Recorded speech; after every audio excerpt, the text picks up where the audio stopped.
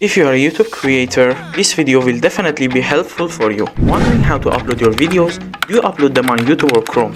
Let me guide you through the right procedure. Many new YouTubers may not be aware of this trick, but don't worry, I've got you covered.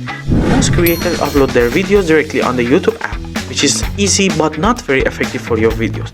To maintain the quality of your thumbnails, it's best to upload videos using Chrome. Let me explain why.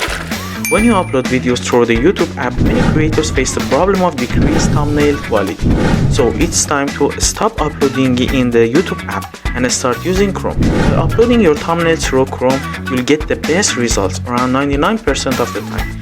Give it a try and let me know the results. Additionally, Chrome provides you with many options. Let me show you how to open your YouTube Studio in Chrome. Once you've selected the video that's ready to upload, I'll demonstrate the difference between uploading in Chrome and uploading on YouTube. As you can see, Chrome offers a wide range of options while YouTube has limited ones. For example, you can use Chrome for adding end screens, cards, and subtitles while it's being uploaded. If you are unsure how to open YouTube Studio in Chrome, follow these steps. Open your Chrome app, search for YouTube, and enter the YouTube website.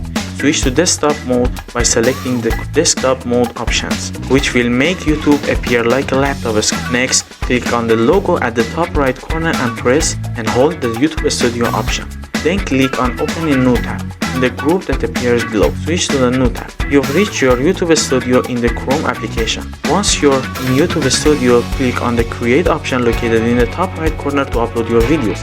After uploading, it's important to make the video unlisted instead of public. This allows you to properly optimize your video using the vidIQ app. Once you've completed the SEO process, you can make the video public for viewers. This is the recommended process of gaining more views and achieving better results.